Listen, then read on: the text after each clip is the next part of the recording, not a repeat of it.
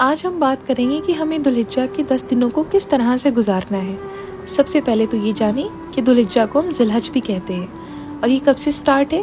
ये 28 से स्टार्ट है। ठीक है, ये इतना ख़ास क्यों है?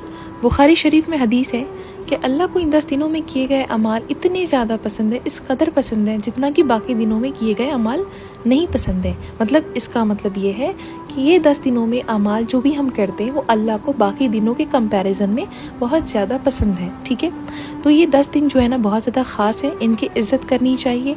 ठीक है, इनमें गुनाहों से बचना चाहिए और ज़्यादा से ज़्यादा हमें नेकी करनी चाहिए। ठीक है, अब हम देख लेते हैं कि हमें क्या क्या करना चाहिए। देखिए, सबसे पहले तो नियत करें कि आपने इन 10 दिनों को अल्लाह की राह में निकालना है, यानी अल्लाह को राज़ी करने में गुजारना है।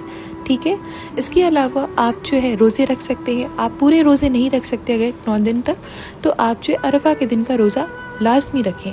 उसके फ़ायदे ये हैं कि जब आप अरफा के दिन का रोज़ा रखते हैं ना, तो अल्लाह ताला 1 साल पीछे और 1 साल आगे के गुनाहों को माफ़ कर देता है।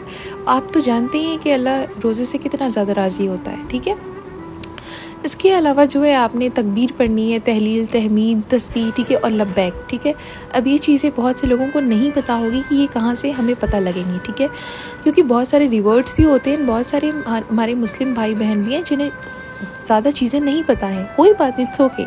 आप गूगल करें, गूगल पे आप डालें तकबीर, तहलील, तहमीद, लब्बैक। ठीक है, सब कुछ आपको मिल जाएगा। स्क्रीनशॉट लें एंड उसको पढ़ना शुरू कर दें। ठीक है, अब देखिए, और हाँ, सुबहान अल्लाह, अल्हम्दुलिल्लाह, ला इलाहा इल्लल्लाह, अल्लाहु अकबर, ये भी आपने पढ़ना है। ठीक है, ये भी उसी में आता है, लेकिन मैं चाहती हूँ कि आप एक बार खुद से गूगल करें एंड स्क्रीनशॉट लेके इसको प्रॉपरली अपने पास रखें। ठीक है, वो ज़्यादा बेटर रहेगा, क्योंकि जब आप पढ़ेंगे तो आप स्क्रीनशॉट देखकर पढ़ सकते हैं। ठीक है, और हाँ, लब्बैक भी पढ़ना है आपने।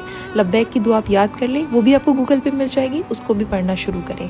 ठीक है, इसके अलावा आपने इस्तग़फ़ार, दुरूद और आयत करीमा और अंबिया अलैहिस्सलाम की जितनी भी दुआएं हैं उसकी पाबंदी करनी है। ठीक है, सदका ऑन ए डेली बेसिस आपने निकालना है।